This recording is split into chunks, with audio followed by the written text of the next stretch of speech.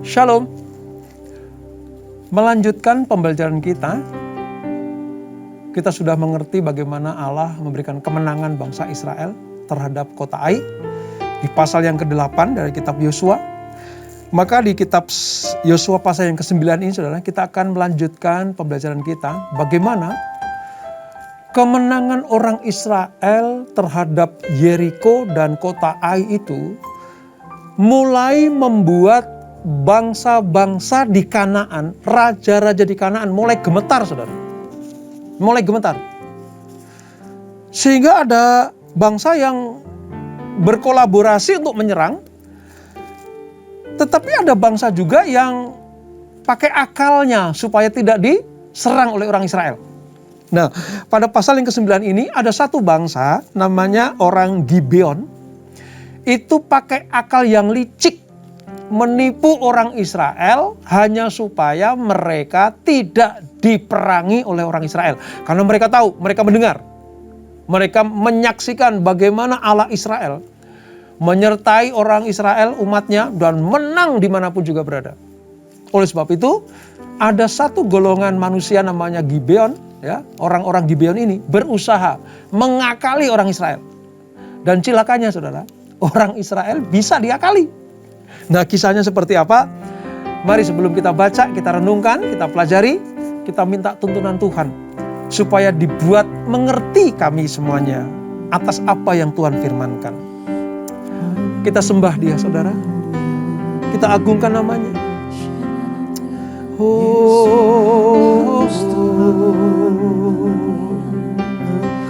Shikirala rabala rabala rabala rabala rabala.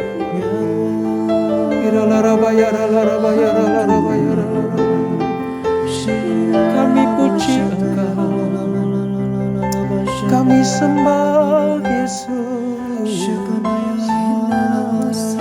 Kami mau mengasihi dan mencintai Engkau selama-lamanya.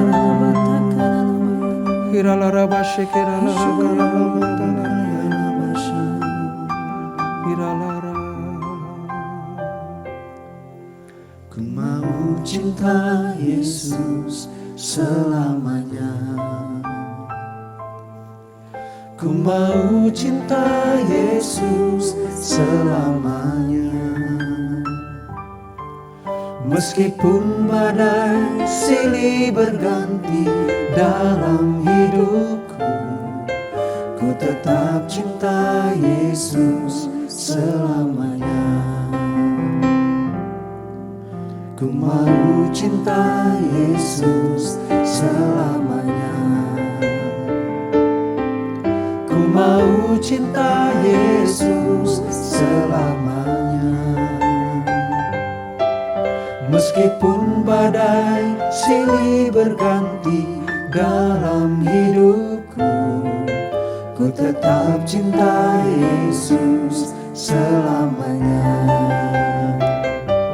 Ya Aba, Bapa, ini aku anakmu, layakkanlah seluruh hidupku.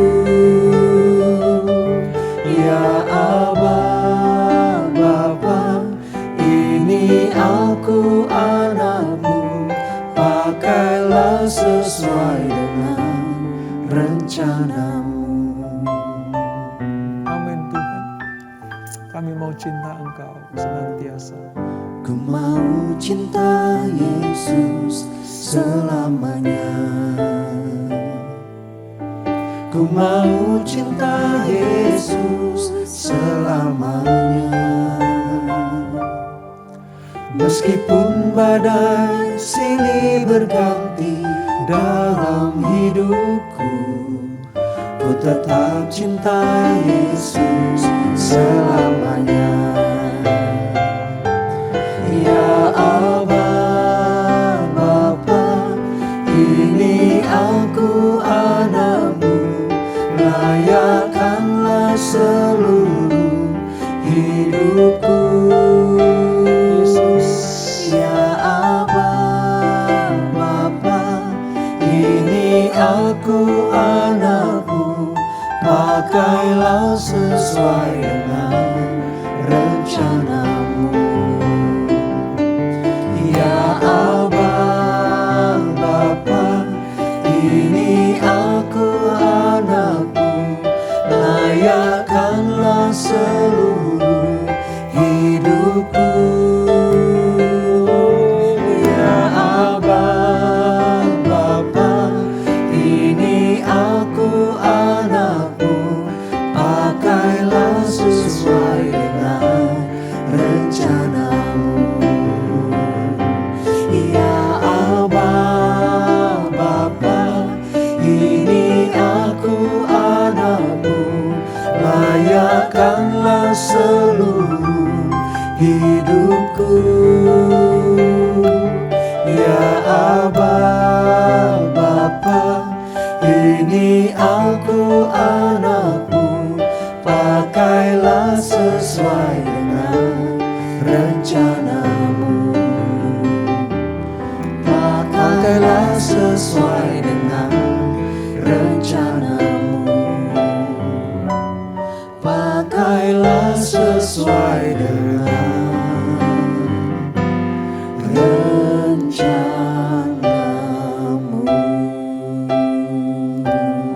Oh haleluya, Yesus, haleluya, Yesus. Ya Rabba, ya Rabba, ya Rabba, ya Rabba, ya Rabba. Terpujilah Engkau ya Allah yang hidup. Terpujilah Engkau ya Allah yang ajaib. Namamu ku agungkan, namamu ku tinggikan selama-lamanya.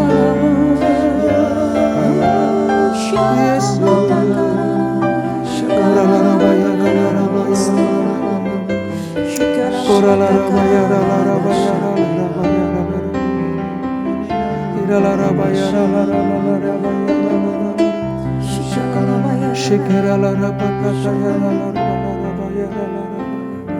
Selidiki aku, lihat hatiku, apakah ku sungguh mengasihimu, Yesus.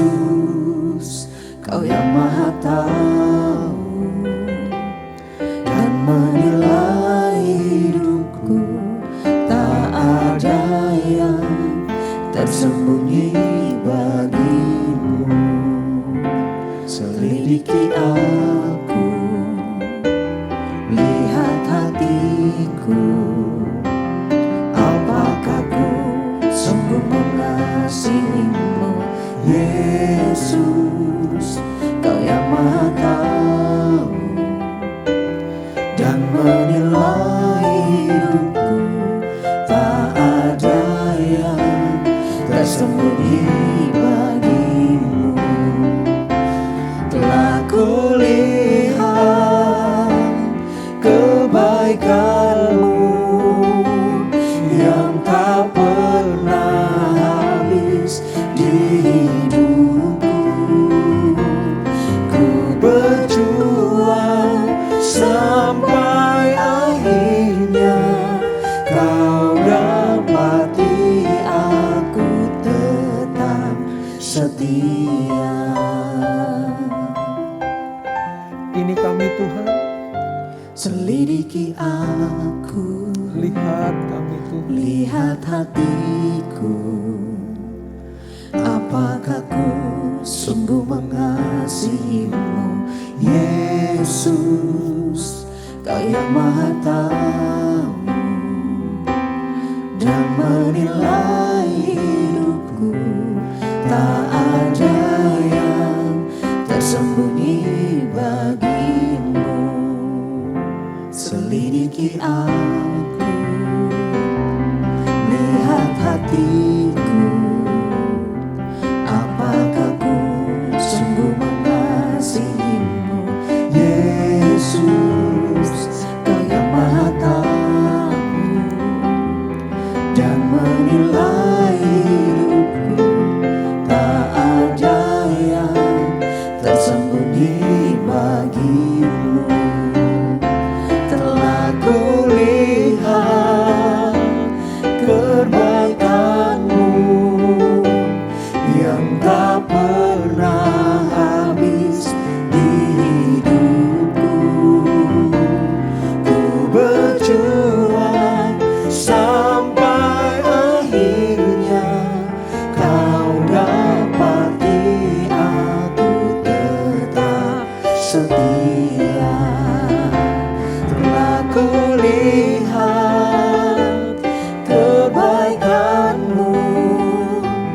yang tak pernah habis di hidupku.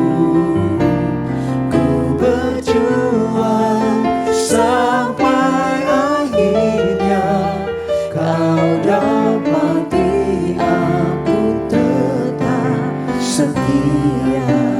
Kau dapati aku tetap setia. Kau dapati aku tetap setia. Amin. Amin. Amin Tuhan.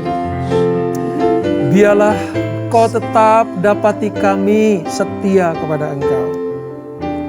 Dalam segala musim dan waktu, biarlah kami tetap ada di dalam kebenaran-kebenaran titah dan firman-Mu. Kami akan melanjutkan pembelajaran kami ya Tuhan. Kami menyediakan mata hati kami untuk dipenuhi dengan firman Allah, sehingga kami semakin hari semakin mengerti dan mengenal Engkau Allah yang kami sembah. Urapi kami Tuhan, urapi hamba-Mu, menyampaikan kebenaran firman-Mu ini. Di dalam nama Yesus, mari yang siap belajar firman Tuhan, sama-sama kita katakan, amin, amin. Saudara, Israel melakukan kesalahan kembali saudara. Walaupun memang tidak sefatal ketika peristiwa kekalahan dari bangsa Ai, di mana Akan mengambil jarahan. Itu mengakibatkan hukuman kematian yang luar biasa. Namun, Israel terpleset kembali karena apa? Bisa ditipu. Bisa diakal-akali oleh musuh. Sehingga musuh yang harusnya dibinasakan malah menjadi bagian kawanan mereka. Nah, orang-orang Gibeon ini mendengar kesaksian-kesaksian, melihat dengan mata mereka sendiri mungkin. Bagaimana Israel mengalahkan Yeriko. Bagaimana Israel membinasakan orang Ai. Sehingga peristiwa ini membuat orang Kanaan itu mulai gemetar. Mulai ketakutan. Ada yang berusaha memerangi orang Israel, tapi ada juga yang mengakali supaya tidak diperangi. Nah, salah satu bangsa yang bersekongkol gimana caranya supaya tidak diperangi oleh Israel adalah orang-orang Gibeon. Di pasal yang ke-9, Yosua ini saudara menceritakan tentang penipuan akal-akalan orang Gibeon kepada bangsa Israel. Saya akan pandu kita semuanya membaca ayat 1 sampai ayat yang ke-15. Demikian firman Tuhan. Akal orang Gibeon. Ketika terdengar oleh raja-raja di sebelah barat sungai Yordan, di pegunungan di daerah bukit, dan sepanjang tepi pantai laut besar sampai ke seberang gunung Libanon, yakni raja-raja orang Het, orang Amori, orang Kanaan, orang Feris, orang Hewi dan orang Yebus, bergabunglah mereka dengan seia sekata untuk memerangi Yosua dan orang Israel. Coba perhatikan. Dampak dari penyertaan Tuhan serta penggenapan janji-janji Israel, janji-janji Tuhan kepada bangsa Israel, ini musuh-musuh mereka mulai gemetar, saudara. Mereka bersekongkol untuk menyerang Israel. Tetapi ketika terdengar kepada penduduk negeri Gibeon apa yang dilakukan Yosua terhadap Yeriko dan Ai, maka mereka pun bertindak dengan memakai akal mereka, ya. Lalu mereka pergi menyediakan bekal, mengambil karung yang buruk-buruk untuk dimuatkan ke atas keledai mereka, dan kirbat anggur yang buruk-buruk yang robek dan dijahit kembali, dan kasut yang buruk-buruk dan ditambal untuk dikenakan pada kaki mereka, dan pakaian yang buruk-buruk untuk dikenakan oleh mereka, sedang segala roti bekal mereka yang telah kering, tinggal remah-remah belaka. Demikianlah mereka pergi kepada Yosua ke tempat perkemahan di Gilgal. Berkatalah mereka kepadanya dan kepada orang-orang Israel itu, kami ini datang dari negeri jauh. Maka sekarang ikatlah perjanjian dengan kami. Tetapi berkatalah orang-orang Israel kepada orang-orang Hewi itu, barangkali kamu ini diam di tengah-tengah kami. Bagaimana mungkin kami mengikat perjanjian dengan kamu?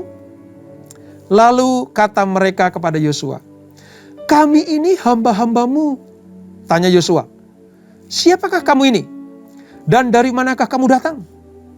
Jawab mereka kepadanya, dari negeri yang sangat jauh hamba-hambamu ini datang, karena nama Tuhan Allahmu, sebab kami telah mendengar kabar tentang Dia, yakni segala yang dilakukannya di Mesir. Dan segala yang dilakukannya terhadap kedua raja orang Amori itu di seberang sungai Yordan, Sihon, Raja Hesibon, dan Og, Raja Basan, yang diam di Asitarot. Sebab itu, para tua-tua kami dan seluruh penduduk negeri kami berkata kepada kami, demikianlah, bawalah bekal untuk di jalan, dan pergilah menemui mereka, dan berkatalah kepada mereka, kami ini hamba-hambamu, maka sekarang ikatlah perjanjian dengan kami. Inilah roti kami, masih panas, ketika kami bawa sebagai bekal dari rumah pada hari kami berangkat berjalan mendapatkan kamu. Tapi sekarang, lihatlah, telah kering dan tinggal remah-remah belaka. Inilah kirbat-kirbat anggur yang masih baru ketika kami mengisinya. Tetapi lihatlah, telah robek. Dan inilah pakaian dan kasut kami, semuanya telah buruk-buruk karena perjalanan yang sangat jauh itu. Lalu orang-orang Israel mengambil bekal orang-orang itu, tetapi tidak minta keputusan Tuhan. Maka Yosua mengadakan persahabatan dengan mereka dan mengikat perjanjian dengan mereka, bahwa ia akan membiarkan mereka hidup, dan para pemimpin umat itu bersumpah kepada mereka. Wow. Saudara, sepintas memang hanya lalai. Ya. Sepintas memang mungkin Yosua dan pasukan Israel, orang-orang Israel itu agak terlena sedikit. Tetapi saudara lihat nanti akibatnya. Orang-orang yang harusnya dibinasakan, orang Gibeon yang harusnya dikalahkan, sampai-sampai mereka menunduk-nunduk, membujuk-mujuk orang Israel dan Yosua supaya mereka bergabung dengan Israel. Terserah, kami mau jadiin apa, kami ini hamba-hambamu. Ini menandakan bahwa orang Gibeon tahu persis, kalau melawan orang Israel sekarang ini cilaka dari kita, selesai kita. Karena Allah orang Israel nggak main-main. Ini lagi proyeknya bangsa Israel mengalahkan raja-raja. Mau pakai pasukan berapapun kita pasti binasa. Satu-satunya cara adalah menyerahkan diri kepada mereka supaya diterima sebagai hamba-hambanya. Dan pakai akal-akalan itulah orang Gibeon diselamatkan. Ya, Gibeon terselamatkan, tapi itu ribuan kali membuat bangsa Israel menyesal, saudara. Karena nanti pada perjalanannya, orang Gibeon itu akan mempengaruhi bangsa Israel. Beranak pinak, kawin dengan mereka, bangsa Israel. Menghasilkan keturunan-keturunan yang harusnya tidak terjadi. Di dalam pasal 9 ini, saudara, dikisahkan mengenai apa sih? Persekongkolan yang jahat. Yang pertama persekongkolan yang jahat dari raja-raja Kanaan melawan Israel. Itu ayat 1-2 tadi. Ya. Lalu yang kedua tentang persekutuan penduduk negeri Gibeon dengan Israel. Kenapa? Karena Allah sudah memberikan kemenangan demi kemenangan bagi bangsa Israel. Dari sini kita bisa melihat, saudara, bagaimana persekutuan itu dengan cerdik diajukan dan dimohonkan oleh orang Gibeon yang pura-pura datang dari negeri jauh. Ayat 3-13 yang kita baca tadi, saudara. Kata pura-pura, kata akal-akalan, itu membuat orang Israel terlena. Kenapa? Karena ini tadi tuh, di ayat yang ke-15. Ayat 18. Maka Yosua mengadakan persahabatan dengan mereka dan mengikat perjanjian dengan mereka bahwa ia akan membiarkan mereka hidup, dan para pemimpin umat itu bersumpah kepada mereka. Ini saudara. Yosua terlena. Yosua bisa dalam bahasa orang sekarang bisa dikadalin. Diakalin, ditipu. Karena tadi apa? Mereka tidak minta petunjuk Tuhan. Ya. Tidak minta keputusan Tuhan, ayat 14. Bagaimana persekutuan itu dengan gegabah disetujui.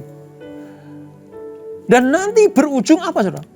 Pada rasa jijik umat Israel terhadap penipuan ini ketika terbongkar. Wah, Israel betul-betul menyesal. Saudara. Israel betul-betul merasa, kok kita bisa segampang ini yang diakali gitu. Kok kita bisa semudah ini mendengarkan alasan-alasan orang Gibeon. Kok hanya dengan remah-remah roti, kirbat anggur yang rusak, pakaian yang remuk, kita bisa diakali oleh mereka. Sekali lagi saya katakan, mereka tidak minta petunjuk Tuhan.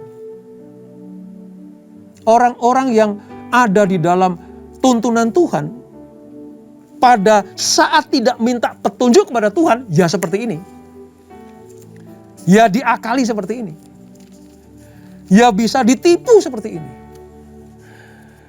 Nah saudara, seringkali saya mendengar sebuah kesaksian saudara. Sebuah kesaksian. Pak, saya ketipu. Pak, saya diakal-akalin gitu. Pak, saya ikut kegiatan ini saya ketipu. Ya. Saya ikut nanam uang saya ketipu. Padahal anak-anak Tuhan loh saudara. Jemaat Tuhan loh, setia loh. Tapi kenapa bisa ketipu? Nah ini, dari sini kita belajar. Kalau tidak minta petunjuk Tuhan, iblis punya pijakan, punya celah untuk menipu umat pilihan.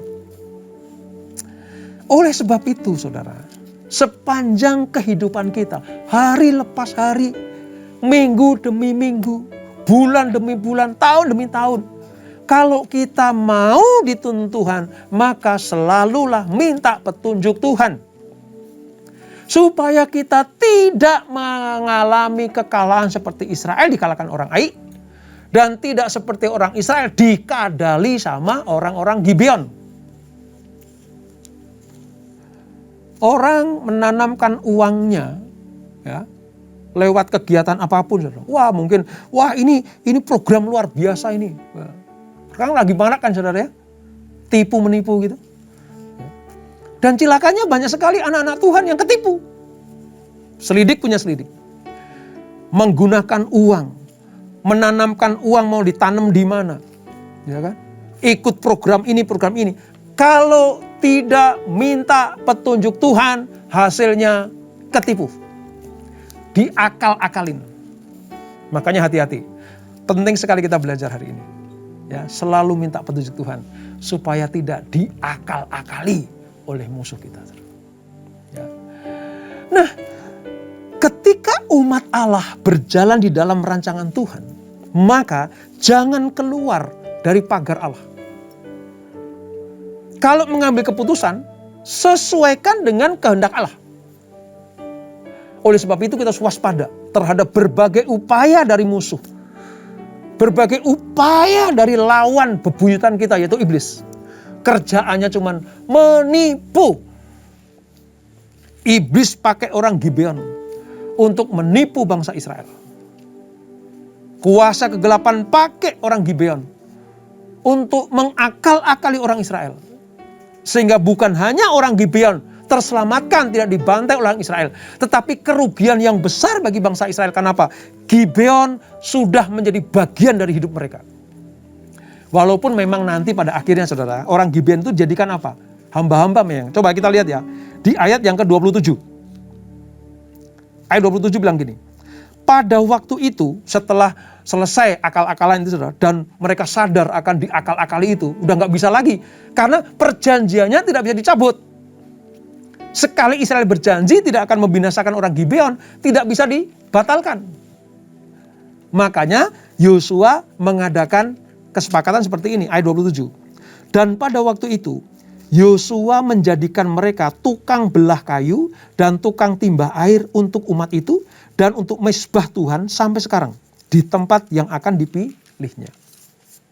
Ya, sesuai dengan perkataan orang Gibeon, aku mau menjadi hamba-Mu lah. Terserah mau dipekerjakan apa, terserah. Yang penting kami terselamatkan. Yang penting kalian tidak membinasakan kami. Yang penting kami tidak diperangi oleh orang Israel. Karena kami ngeri sekali. Tapi kerugian besar bagi orang Israel. Harusnya Gibeon dihabiskan. Diperangi sampai musnah. Akal-akalan dan tipu daya yang licik dari kuasa kegelapan ini, saudara. Ini membuat celah orang percaya akan dibinasakan oleh iblis. Lihat ya, Yohanes 10 ayat 10. Pencuri datang hanya untuk mencuri, membunuh, dan membinasakan. Pertama-tama pakai apa ya? Akal-akalan. Pakai pemandangan yang indah. Pakai janji-janji yang manis. Pakai peristiwa-peristiwa yang mengharukan, ya, meluluhkan hati nurani bangsa Israel. Lewat pakaian yang compang-camping, ya. Lewat kirbat anggur yang sudah renta tua begitu. Waduh, kasihani, perlu dikasihani. Padahal pada waktu itu semua bangsa yang ada di Kanaan harus dibersihkan. Tapi karena ketipu oleh tampilan fisik, maka Israel menyesal seumur hidup mereka. Akal licik dari iblis, akal cerdik dari musuh-musuh, itu harus kita kalahkan dengan cara apa? Minta petunjuk Tuhan. Coba, kalau misalnya pada waktu itu Yosua datang kepada Tuhan. Tuhan, ini ada satu bangsa yang penampilannya kayak begini nih. Tuhan, ini ada orang-orang datang kepada kami dan memberikan kesaksian seperti ini. Ini diterima atau ditumpas? Saya yakin kalau Yosua dan Israel tanya kepada Tuhan, Tuhan pasti kasih jalan keluar. Tumpas, ya tumpas. Tapi Alkitab menyatakan mereka tidak minta keputusan Tuhan. Maka hasilnya penyesalan demi penyesalan. Berapa banyak orang Kristen juga yang kehilangan harta benda karena mudah ditipu. Berapa banyak anak-anak Tuhan yang kehilangan uang, kehilangan kepemilikan, baik rumah, tanah, mobil, ya, semuanya hilang. Kenapa? Mudah ditipu. Kuncinya cuma satu, mereka tidak minta keputusan Tuhan. Oleh sebab itu, setiap hal kecil apapun perlu minta keputusan Tuhan. Ya, dengarkan kata-kata saya ini, saudara. Sekecil apapun keputusan kita ambil, kita tetap perlu Tuhan. Tapi sebesar apapun keputusan kita ambil, Tuhan sanggup memberikan jalan keluar buat kita semuanya. Makanya dari kecil atau besar, tetap minta keputusan Tuhan. Karena Dia yang tahu segala-galanya. Amin, saudara? Ini. Janji persahabatan dan sumpah tidak akan menumpas, ya. Orang Israel tidak akan menumpas satu orang pun dari bangsa Gibeon ini. Ya. Ini membuat mereka terkecoh. Sekelas Yosua dan para pemimpin terkecoh. Karena tidak waspada. Ya. Mereka betul-betul mengandalkan. Nah, ini yang sangat disayangkan, ya. Setiap kemenangan demi kemenangan kadang membuat umat Allah itu lengah, lalai. Kalau lagi sakit, kalau lagi menderita, wah, cari Tuhannya luar biasa. Ya, cari Tuhannya luar biasa. Pagi, siang, malam, cari Tuhannya luar biasa.